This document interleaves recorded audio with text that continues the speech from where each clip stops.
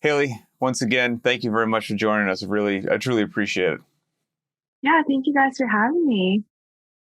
I have to say, I think, when we spoke on the phone and I asked you if you wanted to come on the show, my wife, I've been a fan of you for a long time, watching you throw down. But my wife, I think I mentioned you on the phone, as a former competitor herself, she can get burnt out on competition, all the rah, rah, rah, some things you have to do for the sponsors of social media feels a bit artificial. And so she likes real people. And she was always just a big fan of you. And when you made a recent post about taking a little break from competition, she smacked me on the couch. She's like, "Did you see Haley's post?" I was like, "No."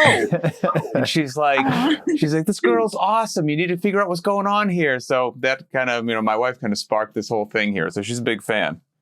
Oh, tell her I said thank you. And I will. I'll echo that too. I mean, I think, my wife is a huge super fan as well. She's always in your corner. So yeah, you got the wife squad on your side here from Pat and I. Yep. Hey, then I'm winning. Yep. Well, I guess what I wanted to do was just give you a platform if you wanted to, because, you made a post a little bit ago on social media, just letting everybody know that you're going to sit out this year's competition. And we've seen people do that before, right? But it might be, I tweaked my hamstring, my shoulders messed up or whatever it was. But you were like, no, I got to take some time for myself. There's some things that go along with competition that may not be obvious just to all the spectators at home, the load that people in the spotlight carry of pressure or other struggles that come along with that. And I thought that would just be a really useful topic for people to hear, because it's something, I think a lot of people are dealing with stress or struggles or unfair comparisons in their life in one way, shape, or form, whether they have a lot of notoriety or they're a competitor or not. And I thought somebody like you giving that a bit of a voice might be really helpful to people. Yeah, for sure. I mean, it's definitely something that the more people I've talked to, and since I've come out with the statement, that everyone goes through, and it just makes it feel like you're alone because no one really talks about it. Like, you kind of just feel like you're alone in silence. And I do feel like I've already helped a lot of people, and it's helped me see the amount of people that it has reached and that have come forward too, and that have gotten courage to get help or just take a step back for a second and put themselves first. So I definitely wasn't expecting the result I got, but it truly blew my mind, and it's already helped me too. And yeah, I think there's still so much good to come out of it, and I'm just excited to see what else happens. Well, maybe to give people if they're unfamiliar with your story, a really brief and yet insufficient, recap of you. I mean, you're only, is it 22 years old right now? Yeah. And so you've got your whole life ahead of you. I mean, but you came onto the CrossFit scene when you were 14 years old? Yeah, 14. Yeah. Which is crazy to me, because I have a 13-year-old son who will be turning 14 this year. And I'm trying to think if he suddenly came onto some big sport world stage and everyone expected things from him and he was being judged. Like, he's not ready for that in any way, shape, or form. I can't even imagine that. So, I mean, you've been in the game since it's 14, and maybe to everyone at home, it seems it's super cool, and you get the lights and a documentary's made about you, and you get to train every day. And what could possibly be bad about that? I mean, come on. But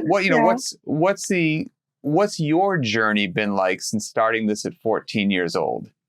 Yeah, so I've done competitive sports all of my life. I found CrossFit in 2015. I was 14 years old. I just quit competitive gymnastics. And I knew that I wanted to compete in it, but I wasn't sure how that was going to work. I knew there was a teenage division. And the open that year, it would be in 2016, was in February. And I just started CrossFit. I want to say it was in the last few months of 2015.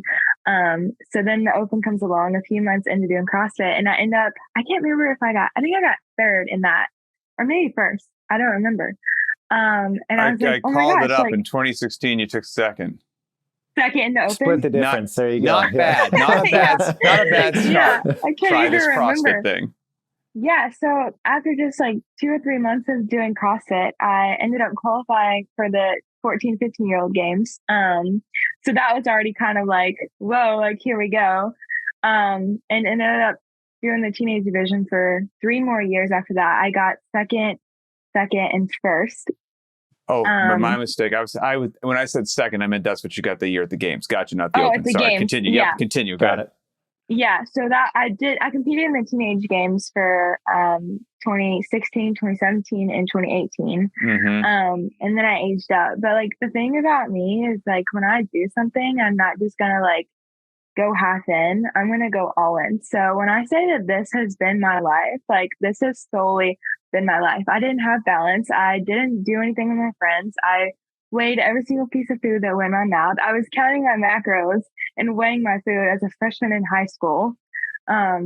Just like to an extreme, like an unhealthy extreme. So all of my teenage years did that. And then I ended up qualifying as an individual in 2019, which was my first year out of the teenage group.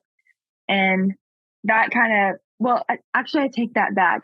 I missed 2 steps. In 2017, I qualified for regionals, which is where I feel like I started to get like a name because that was like a really big deal for a lot of people because I was 16 and I had qualified for the individual women's regionals. And I did that for 2 years. I remember covering that. Quite frankly, it was a big story.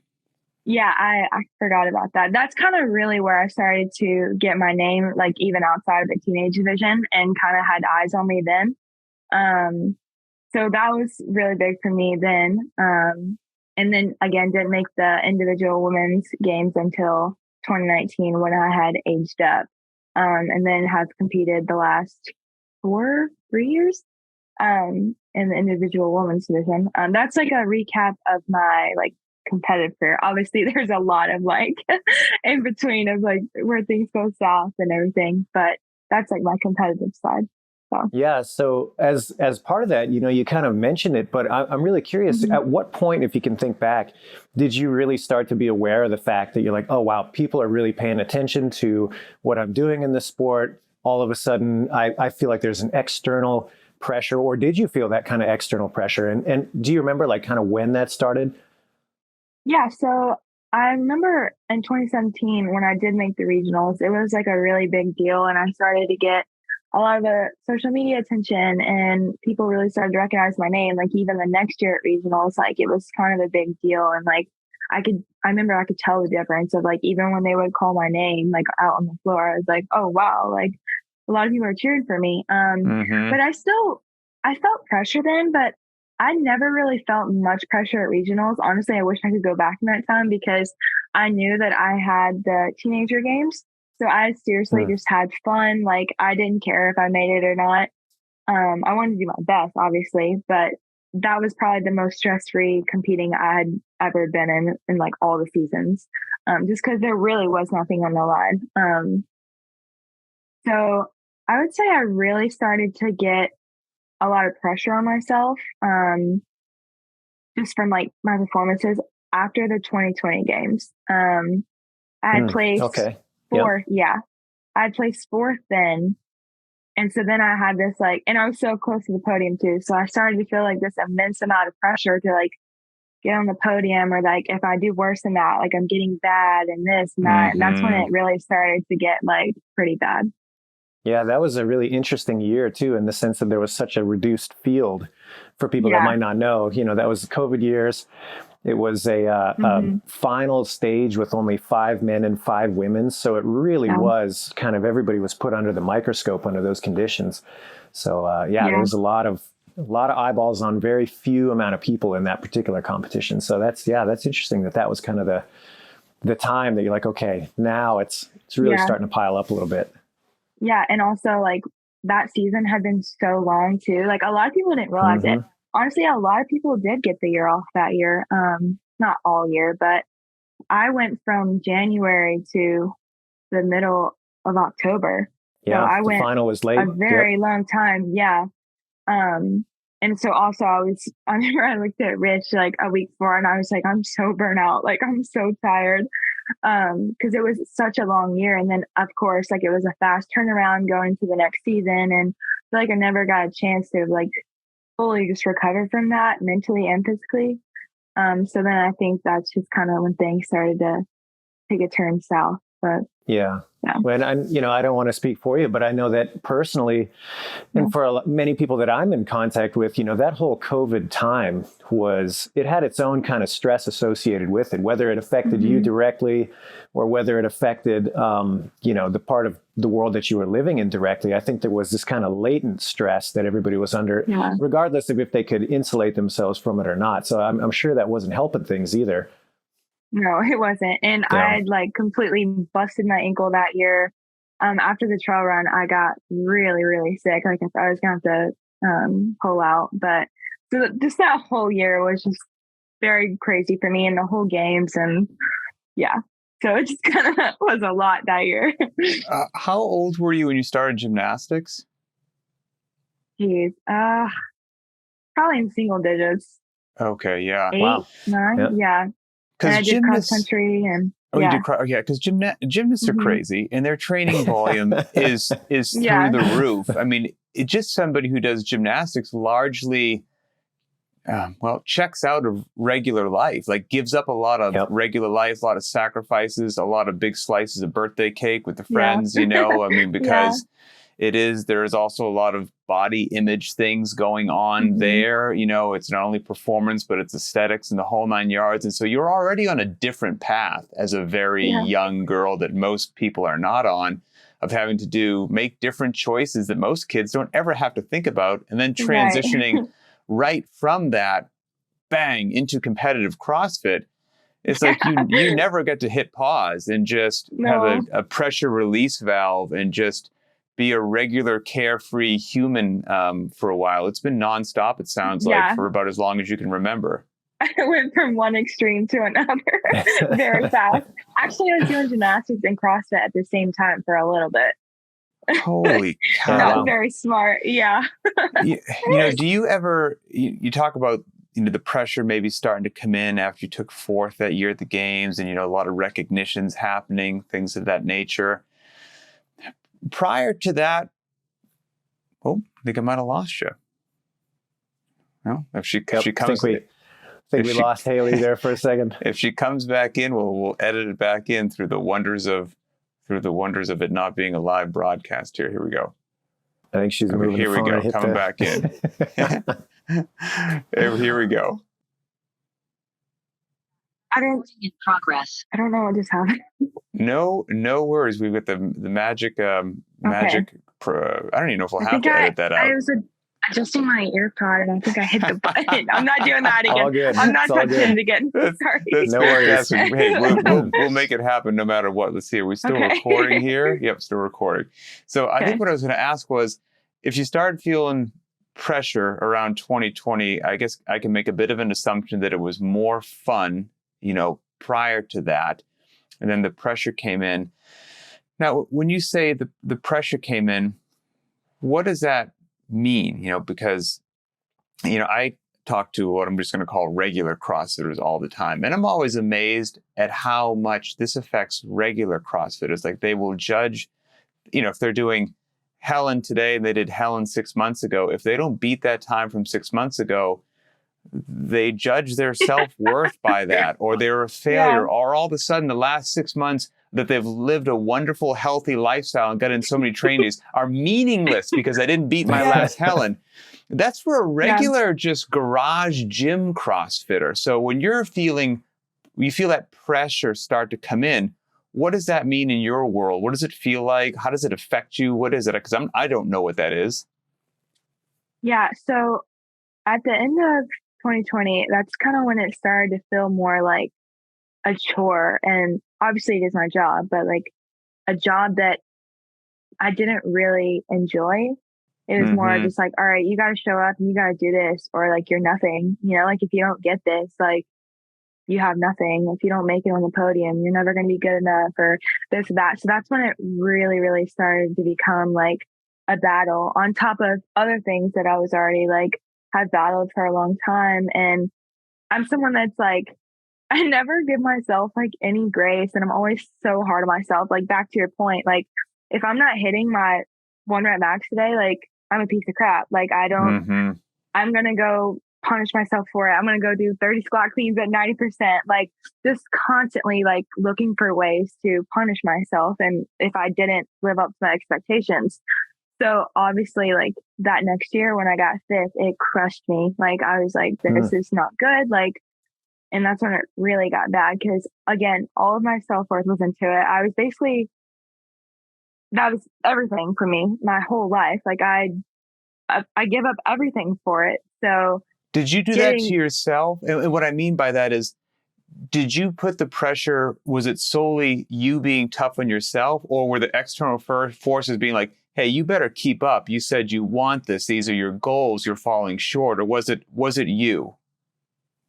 I mean, that's the crazy thing is like, I feel like I've always had so much support around me. Like, we love you, Haley. We're so proud of you. I'm like, how could you be proud of me? Like, I got fifth place. Like, blah, blah, blah. Oh, Like, interesting. so it's always me. It was always me. Yeah. Like, I don't know why I've always been so hard on myself, but like nothing I ever do felt like it was good enough for myself.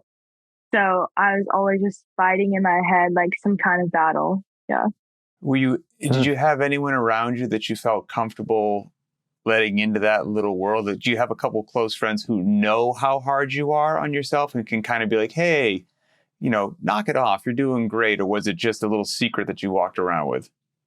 It was mostly a secret, but I really started to open up to Tasia after she kind of found out about like everything that I was going through and fighting. And so I felt comfortable like explaining to her, or she could obviously already see everything that was going on, but I felt comfortable talking to her and just having someone to explain how I was feeling too. So I wasn't just bottling it all up inside. I wouldn't say it changed much, but it also tried to help hold me accountable and just realize that I really am trying to do my best, even though half the time I didn't believe that. But she was really big. She's been big in this whole role for me too. So. And what's been how has she helped you? Like, is it just an ear, or does she give you some stuff to work on? Because maybe there's some things that people listening who are struggling could benefit from. She's like my big sister. So she was one of the first people that I talked to and that found out about my eating disorder. She was someone that went with me to the games every year. She showed up with me to train every day. She saw all of my bad days, and was always there for me. No matter what crap she had going on, she showed up for me every single day. And like, that is something that I look back on and I'm like, wow, like she is truly an angel and honestly saved me so many times. But yeah, she is literally an angel.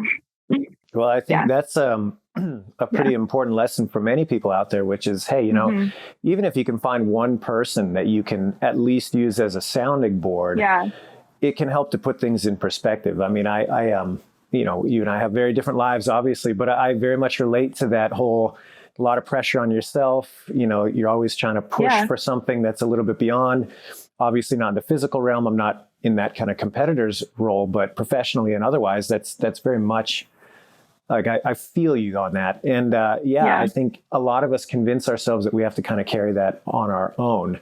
And that's heavy. I mean, it's cliche, but that's the heaviest thing you're going to have to carry, So finding somebody like that is, that's invaluable. So that's great that, you had somebody there that could at least help you start to navigate that. That's great. Exactly. Like this whole last year, she was there for me every single day. And she always knew like when I was having a bad day or this or that, would check in with me at night, like, just even when I had COVID so bad, she came over that night. She came over to help me when I had COVID. Like, just that's a true friend. Truest friend. Risking it. The truest friend. Yep. Yeah. Like, she's an angel. And yeah, she's amazing. And everyone needs a Tasia in their life for sure. So, that's tremendous. I'm profoundly happy that you do. And I hope that relationship, continues. I'm curious to get back to, this pressure that you were living under, because it's just so funny is not the right word, but for lack of a better word, I'm gonna say funny. It's so funny because I can look at something and I see something incredible to be so amazingly proud of, but I have a feeling now, based upon our conversation, you see it very different. So for example, Yeah. I see your last 3 games finishes, and I see somebody who's always been in the top 10 and has even been in the top 5 2 of those 3 years. I see that's incredible, but you probably see 4th, then the next year slid to 5th, and then the next year slid to 9th. So you probably see you going in a direction you don't want. I see an incredible consistent performance from somebody who is always in the top 10 and 2 out of 3 years in the top 5. That's amazing. But you, is it safe to say, you look at that with a different lens? Yeah. 9th last year crushed me. Absolutely crushed me. Like I'm still sad about it, but that's what I mean. It's like, I have no identity, or I didn't have any identity outside of CrossFit. So it's like you go in and expect to get something and you have nothing else outside of it, and you don't get that. And if you're already hard on yourself, like your world's over, like you have nothing, So that's basically what happened to me. Like it absolutely crushed me. Yeah. Oh, go ahead, boss. Well, I was just going to say, I think it's really interesting because competition can obviously have a lot of really positive benefits for people. It can push you to challenge yourself. It can push you to try to, strive for something greater. There's all sorts of good things that can be associated with that. But, as you're illustrating here, if you fall too far into that world, it can be really difficult too. And on top of that, there can be a lot of ego from, other different athletes or different people within the sport. There can be some negativity that starts to develop around that too. And, all of that kind of builds on itself. And so now that you've kind of identified that you have to be approaching this in a different way, like what are you trying to do to navigate the situation a little bit differently, or to reframe how you view yourself within it? And that's a big question, I know, but I'm just kind of curious, like what are you thinking to try to, in essence, kind of regain some of yourself? Right. As far as CrossFit goes, I think the main thing right now is making it fun again. Because that's why we all started in the first place, right? Like it's fun, like it's a good way to stay in shape, like it's for your health. Whereas like at the games this past year and even the year before, like I didn't have fun at all. Like the whole weekend I looked back and I was like, I was fighting so many of my own demons, but I'm like, I genuinely like don't even remember what happened because I was just fighting in my head the whole time. It was just like miserable that I couldn't even look around and see what was going on or even enjoy it because I'm just like, just in my own world, just fighting my own demons. So it's like, I couldn't, just couldn't do it. So that's the thing is like, if I want to be better and do better, like I genuinely have to get back to that, like 2016, 2017, 2018 Haley of like, I love this. Like, and I do believe that's when I compete the best is when I am happy and I'm enjoying it. So just to get back to that and make it fun and realize that I get to do this and that I was gifted and I should use that, but also make it fun. So I'm starting with that first. I love that. I think that's a solid bedrock to build off of. Yeah. Yeah. And I'll pause there for a second too. I think that's often overlooked. I think that once people engage with something, this could be anything. And, like a lot of people don't know this, but I had a background in music. I studied music in university. I wanted to be a symphony player at one point. And along with that comes a lot of practice, a lot of grind, a lot of, like really kind of lonely work, to be honest. And I think when you get invested in something to a level that's beyond just casual, it's easy to convince yourself that fun shouldn't be a part of the equation because that's simplistic. That's not really important. I want to be a professional, et cetera. And so I think that's one of the first things that people believe that they can cut away with no ill impact. And later on, you learn through some hard knocks that like, you know what, actually, that was critical to keeping my head in the game. That was critical to surrounding myself with people that are in alignment with the fun that I'm having with this. And so I think it's really important for people to understand that like, that's not just a throwaway, oh, it's fun. Why is that important? It's like, no, that's absolutely critical to so many things in life. And when that all goes away, man, it's tough, Right. And I feel like I would just kind of try to isolate myself and just like crush myself by like doing so much like training and like it was nonstop and just like learning that you don't have to like, it doesn't have to be some crazy killer workout like to get better, like I was like, oh, that's not hard enough. I'm not doing that. Like, or I would just kill myself every single day. I'm just like, that's just not how it has to be, you know? So And I'm trying to you just might learn be a better approach. Yeah. Oh, you might be answering right now the question I was going to ask, which is you said a key element is going to be to make it fun again, but how do you do that? And maybe that's how you do it. You realize that a training session can be useful Mm-hmm. at, Oh, at I know high my answer, intensity, Pat. at moderate intensity, at low intensity. Adrian and I have spoken about this before, where you can have a workout in and of itself be a test, meaning I didn't beat my last Helen time. I didn't beat my last 5K. Today was a time trial. Well, that's a 5K as a testing day. Well, I can have a 5K just as a training day where I'm just going to go out at 70%, not get anywhere near my time trial time. And that's okay. That's a lower pressure, wonderful day that moves the needle forward. Yeah.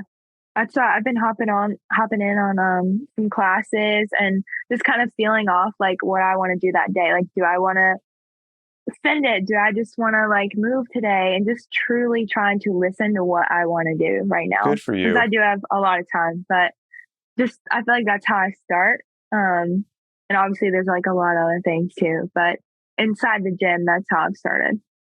Yeah, I think we all know the answer, Pat. It's no more running, no more heavy weights. That's what makes it fun. I think. No, I like to run. I like to run. I would agree with you, but I can't. There's no way. It's amazing the pressure that competitors put on themselves, and again, that's why they're great. I mean, I had a workout today that had 6 sets of 50 air squats in it, and even in set 1. I broke it up because I wasn't happy with the podcast I was listening to.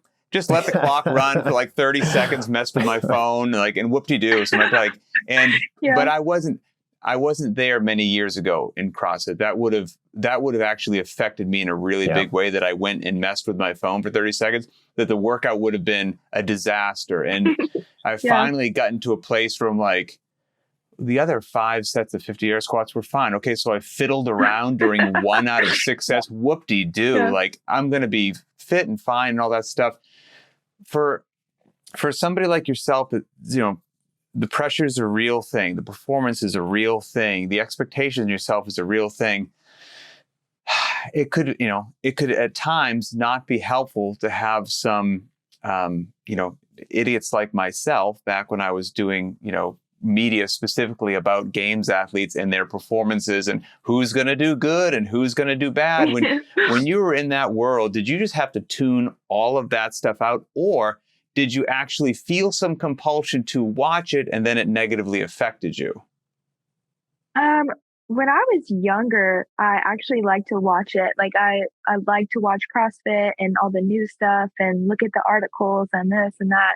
But I can kind of look back and see kind of when that became negative for me. Like now I don't like to look at anything. Like I try not to read or watch CrossFit or just because it really affects me negatively. But back then when all that was going on, I used to love to watch it. But again, that just kind of shows like the timeline of when things started to like turn. And I just try to stay away from it now. Hopefully I can get back to a place where I can. But for now, I haven't the last few years. And what role, if any, did social media play in this? I mean, you've got over 500,000 followers on Instagram. And again, I don't know what that feels like, but Instagram is an interesting environment where most people don't post their epic failures when they just punch one into the stands and they look unathletic and out of shape and terrible. It's perfect lighting with chiseled abs and look at my PR and all of this stuff. And they're to what degree, is that kind of factored into the equation of what was affecting you? Yeah. So like again, when I started pretty fast and, started gaining a following. So I feel like I've kind of grown up like in that CrossFit spotlight. So I feel like I've always kind of had eyes on me and people watching me grow up and get bigger or whatever people want to call it. But I mean, it's definitely been really hard on me. I'm very thankful for the platform that I have, but I feel like everyone always wants what they don't have. And sometimes I wish like social media just wasn't a thing because it can be so toxic, especially for young girls. and just like everyone wants to look a certain way. And you're right. Like everyone makes it look like their life is perfect. Or, I mean, I'm guilty of it too. Like if you look at my Instagram, you would have never probably guessed like, oh, like she's Sure. going through all of that.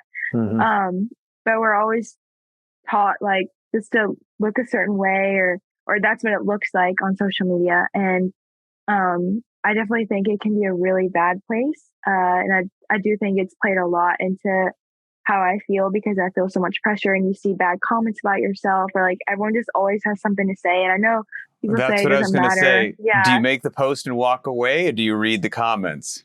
I'm guilty of reading the comments, just because again, I get so hard on myself. So apparently sometimes I feel like me reading them helps.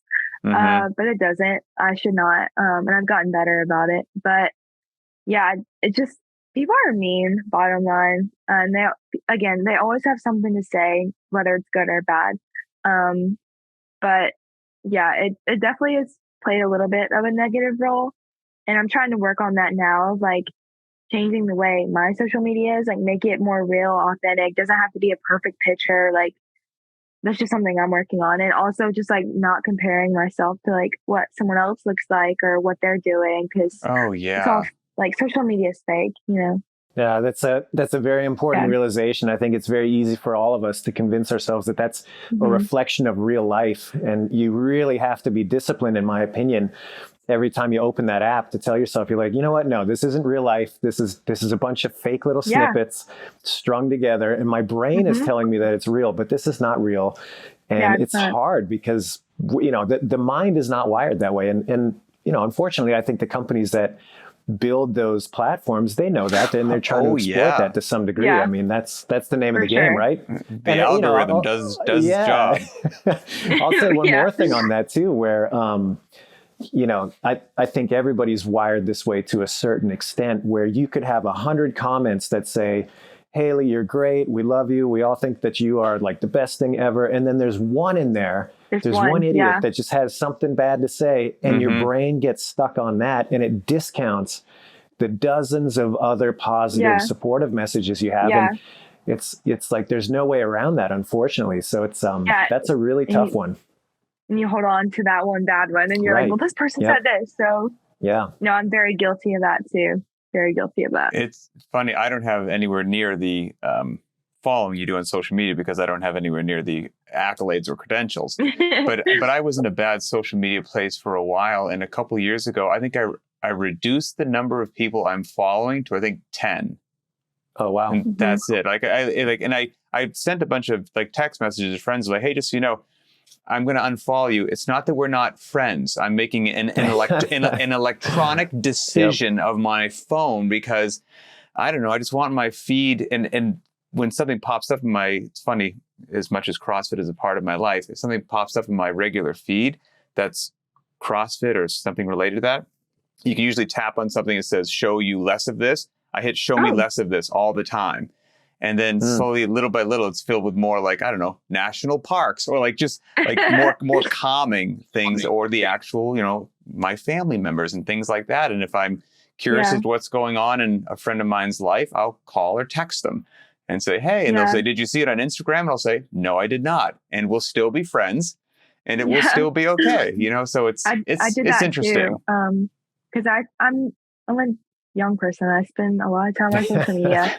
But like, I got to that point too, where it's like, I want to see like my friends and family stuff, but I was also following like a lot of competitors that I'm not really like friends with, or just other random people. And I'm like, I just want to see like my friends and family. Like, so I did that too. I used to follow like 600 or 700 people, and now I follow like 200. But it's like people I want to see and like keep up with, and it's random people like singers and actors, and Yeah, I follow one account that's just like pure comedy, so that just fills my feed with something funny, and it's like one of my favorite. It's more useful to my life than my family members that I follow, because it makes me like laugh and smile. I see those other knuckleheads all the time. So that's I think a very, very good call. I think I told you, as I'm a father to a very young daughter, and it seems like every year social media becomes more of a trap, more addictive, more whatever it happens to be. And, she's many, many years away from getting a phone, but I can't even imagine what the landscape will look like at that point in time. It scares the heck out of me, quite frankly. And our boys who are 13 and 11, we were one of like the slower families to give our kids a cell phone, and so most of their friends had phones for years, and we drug our feet because, working in this landscape, I know what it can do and the pressures that come with it and the comparison and all this stuff. And they've each had phones now for about a year. And, even with me trying to educate them as to good decisions and, hey, you shouldn't let that get to you, or don't worry about what that other person's doing. It's tough. It's like a drug. It's like a real world drug that creeps into your brain, and breaking free of it is no joke. Yeah, I know. It's really hard, and I can't imagine. Hopefully it'll make a turn for better, but if it keeps at this pace, like I can't imagine what it's going to be like in 5-10 years. No, it'd be shocking. So, you mentioned what was going on between years, the pressure, the why that happened, and I can follow the trail of breadcrumbs as to why that manifested itself. And I think it's probably happening in far more athletes that just haven't quite been vocal about it. Oh, but absolutely. The other side that you mentioned as well was the eating disorder, which I don't know if everybody is or isn't dealing with that. I think the other pressure you mentioned is probably far more common. What happened with your eating? And was this something which was a recent negative change, or is this even like back in the old gymnastics days? Yeah, so I feel like my whole life I've kind of always had struggles with food. Like, again, when I started CrossFit, I started counting my macros and weighing my food as a freshman in high school, which is like, in my humble opinion, that's not okay. I'm with you on that one. You're still a child. Like, I'm literally weighing out my chicken and taking it to school. Like, I look back at that and I'm like, that's kind of where a problem started. Like, I wish I had someone back then tell me, like, that's not okay. Like, you should just eat. Like, you're 14 years old. Like, but I didn't. So that's kind of where it started. I was okay I continued doing that for like 3 years. And then I'd say, honestly, when I got into the individual women's division and I did start to be a little bit hard on myself, like things started escalating a little bit. And I found like new ways in private to, harm myself. And I started to really, really struggle in 2020. And honestly, I probably should have gotten help then, but I did not. And I just kind of like kept in silence because I never wanted anyone to worry about me or think that anything was wrong with me. Actually had an instance at the 2020 games when I got really sick. I knew what I had done to myself, but I never wanted to admit that to myself or anyone else. Like, I had a really, really bad stomach issue, like blood, like TMI, but like, man, like, yeah, straight blood. Yeah. Oh, geez. And Tasia didn't know about this or anything. Oh, well, as it was going, like, she didn't know about it then, but like we had the doctors there. Like, I thought I was gonna have to pull out, but I knew I had done something to myself. And then it just continued to get worse. 2020, I always get like really, really small, like in season. I'm sure everyone's noticed, but I kept obsessing over how much I weighed or just everything. Like, I look back at it and I'm like, I couldn't get over the fact that I wanted to be small and skinny and to help me be the best athlete. Like, I could never get over it. And it did get to a point where my health was like in jeopardy. Like, my hair was kind of falling out. I was always cold. And I look back and I'm like, I genuinely do not know how I made it through the last 3 years, like the way I did, because what I was doing to myself and my body was like, it generally is like a mental illness. Like, you can't just stop or get out of it. Like, it's in your head, you're fighting it. Like, I remember the semifinals in 2021, the day before I like did that cool snatch. I remember I woke up that morning and I weighed myself, and I weighed too much than what I wanted to do. So I knew I was going to have to eat in front of people later. So I didn't eat that whole, like, half the day. Basically just starving myself the day before a competition and then just like Wow. go PR the next day. That's what I mean. You never know what's going on behind the scenes. And yeah, it's just crazy. And I'm okay to talk about it now, but yeah, it's crazy. Well, now, I mean, I can't imagine just how difficult that must have been to be able to allow yourself, as somebody who's hard on yourself, you're a self-starter, you're super disciplined, you're all in on this thing. Like you said, that's how you operate. You're all in. When you finally got to a point where you could open up about this, does it feel like a relief now? Like, what is that like to be more open about this? Does it give you hope that you can manage it? Like, what does that feel like? Yeah. Well, I mean, like, when I didn't exactly just like come out about it. Sure. When I first started to tell people around me, like Tasia and someone that's really close to me at the gym. But I ended up like, I went to the doctor because I was like having some like health problems that I was kind of concerned about. And like, obviously the doctor knew. So, and Tasia went to the doctor with me. So it was just kind of like, oh, well, here. And I was like, well, I can explain. So that's kind of how it happened. And then I obviously fought in silence with a few people knowing, and then it just escalated throughout the years, or this whole last year really escalated.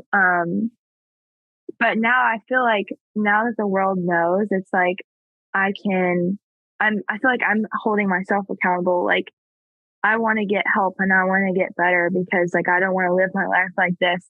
So just like when the world knows, it's like I have to get better, like I want to get better and I have people that want to see me get better. And how do you do that? Because I mean, of course, because I have to assume, as freeing as it may feel to vocalize and let people know, and just sometimes holding that weight of a secret must be exhausting. And so now when it's out, that's good. But like you said, it's a real mental grip that it has on you that I have to assume that you're not just like, oh, well, now that everyone knows, tomorrow I'll be eating normal and life's great. Like what's the actual journey to steer your ship now in a positive direction with your relationship with food and your management of it and all that? What does it look like? Right. Well, step one was to get professional help. Obviously you can't just be like, oh, I'm just going to eat and everything's going to be fine, blah, blah, blah. So getting professional help. And also just like controlling my environments, like trying to, be in a better spot with food and just like understand the way that I am and like why I did the things I am. Like back to like being so hard on myself. I think I kind of figured out like almost would punish myself in different ways, like, and think I would do something good about it. Like not eating enough or, working out all day. Like I almost think it was a way to punish myself. So trying to step back a little bit from the gym right now and like just see if that kind of changes anything. But just like finding the root causes of why I do the things I do or why I was the way I was is kind of like where we're at. Yeah. I mean, one of those two things would be a heck of a burden to live under, meaning just the mental pressure of never being good enough, always judging myself by the leaderboard. Working out's not fun anymore. This feels like a job. If you were just living under that and everything with food was great, that would be terrible and a lot to walk around with. Yeah. But to have that, because all of your day is basically either training or eating.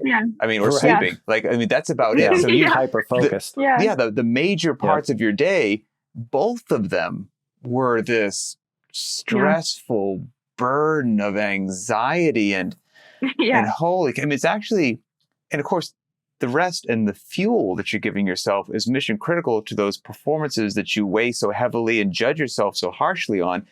It's actually quite amazing what you were able to achieve, not really fueling yourself in an ideal fashion. So I would still think that you achieved amazing results. I would still think if you so desire, if you're in a good space in the future that you want to throw yourself into a competitive environment in the future, and now you do it in a way that training has a larger sense of enjoyment to you, and you're in a great place with food. Wow. I mean, who knows what you're capable of? Because I'm looking at what you did under those conditions is amazing, really. So my hat's off to you. Yeah.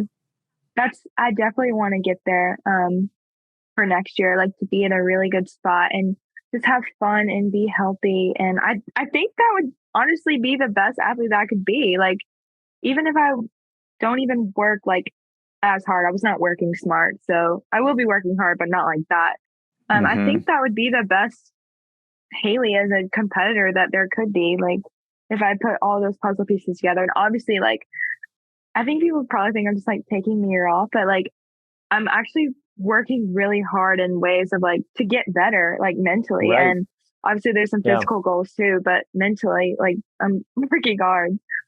Well, I think, a couple things on that. Number one, people sometimes, I believe, can fall into this really simplistic mindset when they talk about hard work. And it's like, if hard work just becomes toil, there's nothing really productive about that. And I think it's an easy way out for a lot of people that have that kind of all or nothing mindset where they're like, well, I'll just continue to toil, and that will basically allow me to check the box mentally that I'm, quote, working hard, but I'm not actually working hard at the things that I need to be addressing. And on some level, I think people know that, like eventually you have to look in the mirror, so to speak, and say, okay, I'm working hard, but is it actually useful for what I'm saying I want to do? So that's interesting that you bring that up. And, also I think that, look, we said earlier, you're 22. I mean, you're so young, and that's not just, Pat and I being old guys saying that. It's, I think it's true for most of us that we think that the only opportunity in life is the one that I'm looking at right now. And if I take my foot off the gas pedal for a second, that's it. I'm not going to ever be able to do anything cool ever again. And that's such a lie that our brains tell us. You know what I mean? It's like, man, think about all of the things that are possible 6 months from now, a year from now, 2 years, 10 years from now. There's so many opportunities that are going to come by that, a year in the scheme of things, that's nothing. There's absolutely no issue with taking that time, you know what I mean? And people get so wrapped up in that. I think it's hard to extract yourself from it at times. So yeah, looking back now, one of my toxic traits was wanting to be like the hardest worker in the room. So if these people are doing 2 workouts, guess what? I'm going to go do 4. You can ask anyone at Mayhem. Like, I was over the top, like training all day long. And over the top of Mayhem is, it's not like anybody there's a slacker, No, Rich would literally be like, Haley, what are you doing? Like, you need to stop. Like, that's enough. I'm like, I have anxiety. Like, I can't, because almost I feel like working out was like my safe space, because as soon as I stop, like, that's when, like, and you go home at night, that's when all of like the thoughts come and just like, you can't escape it. So working out for me was just like, I think my escape, which makes sense now, but I worked out way, way too much and not eating enough. So it's just like, I don't know how I made it this far, honestly. Yeah. If getting to the place that you want to be with both food and training is, I don't know, I'm going to throw an arbitrary number out there. It's 100 steps to get there, let's say. Where do you feel that you are in the journey? I don't know how long before you let the world know this was going on. Have you been working on this for quite some time? Or are you on what you feel is like step number 2 with 98 remaining? Well, honestly, like, I was totally planning on competing until like middle January, early February. So up until December, like, obviously I'm always struggling, but I was like just kind of, managing it, like just getting through the days, like whatever. And then I just kind of like hit a really, really bad like spot. Like, for 2 months, I was really, really going through it. And I had to like really take a step back and be like, this is not okay. Like, I can't continue to live like this. Like, my family was worried, like everyone around me. But thankfully that they were all there for me during that time. But I thought I was going to be competing up until the new year. So oh, wow. Okay. I'm still pretty early in like the healing process and getting there. But we definitely taking steps in the right direction. So I'm not really sure because I don't know like how long it's going to take or Fair enough. how many steps it is. So Yeah. yeah, Yep. that's what's crazy is I genuinely had like no idea up until like close to February. Well, I think that's an important thing to note too, is that, again, if you're the type of personality, not saying you are, but if one is where they're hardworking, they're disciplined, a lot of times they have a plan already predetermined and they're going to say, okay, well, this is the plan I'm going to do to quote, get better. And I think even just the step of saying, hey, I'm going to take it as it comes. And I don't know what that end state looks like. I mean, I think that's a really, really good sign. So yeah, I mean, for what it's worth, I think having that willingness to be open-ended about it is really important. Well, thank you. Yeah, it's definitely not been easy. The farthest from it actually, but it's definitely worth it. And as soon as I like announced it, I felt like 1,000 pounds was lifted off my shoulders, and I'm like, okay, like we can get better now. Like we can do it now. Good for you. And That's awesome. And I hope you don't feel any pressure. Like, you have a public facing persona of just who you are and the career that you've built, but it's also okay to have a private life as well. So it seems like these days everyone feels, well, I have to keep everyone up to date on social media. And I know that's probably a bit hypocritical for me to say, because here we are on a huge stage telling everyone your story. So like, I get that, but whatever you decide to share or not share, or where your line is, well, that's your line, and who cares? And the social media followers can just not see any posts for a while. That's okay. Like do whatever you need to do to get yourself back to the place that you deserve to be, and that would be my recommendation. That's definitely where I'm at too. But also like, I do want to be vulnerable in the things that I do share and transparent, because I told myself throughout all of this that if I can just help one person, then that's enough. But I just want to be the girl that I needed when I was 14 and 15. So that's really my goal out of all of this too. Yeah. Well, right on. Yeah. What would be go ahead, boss. Well, I was going to say, I just was going to turn the conversation a little bit. And you mentioned fun, and you mentioned you've been jumping back into kind of group classes and things like that. And, one of the things I was curious about was, being involved in CrossFit for a long time. One of the best parts about it, in my opinion, is the community, right? You can go anywhere in the world, you can jump in, you got community kind of built in. It's awesome.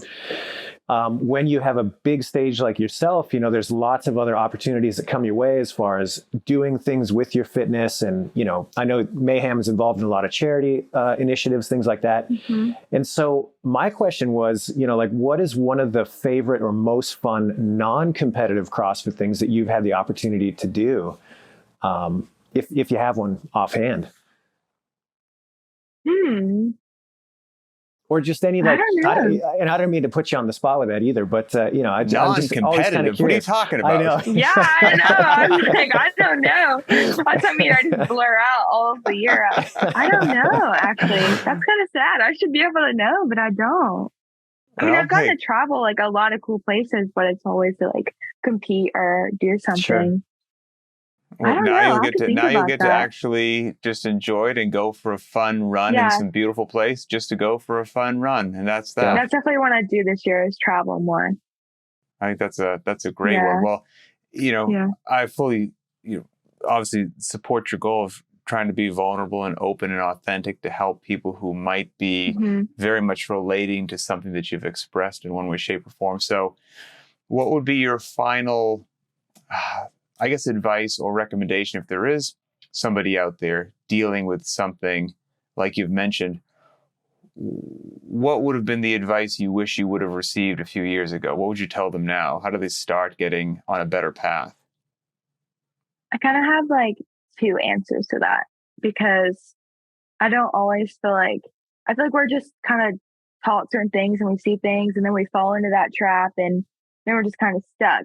But like, the advice I could give to other people, maybe just speaking from experience, would like talking about our younger athletes would be like, I think we have a responsibility to look out for our younger athletes and just make sure that they're okay and check in on with them. If you're a coach or you see something, say something. I just feel like we owe that to our younger generation, especially the way that they're having to grow up, and like what we're talking about, social media and just how toxic and scary things can be. Just to really try to be there for them. If you have a young athlete, or again, see someone struggling, just try to be there for them. And if you see something, again, say something. And then to myself, or anyone younger that's listening, I would say to always remember why you do it and have fun. And don't forget who you are. Yeah, and just truly try to enjoy it and have a identity outside of CrossFit. And honestly, I think that's about it. That's great advice, by the way. Yeah. Thank you. Yeah, great advice. Well, thank you. Thank you very, very, very much sincerely for being open to sharing your story. I think it's going to resonate with a lot of people. Well, I'm very glad that I got to share a little bit of it, because I do think it will help some people. So. Yeah, well, I think so too. Yeah, we really appreciate you taking the time to sit down with us. And I think it's not easy to be vulnerable like that and to step people through some of your processes, but we really appreciate it. So thank you. Yeah, of course. Thank you, guys.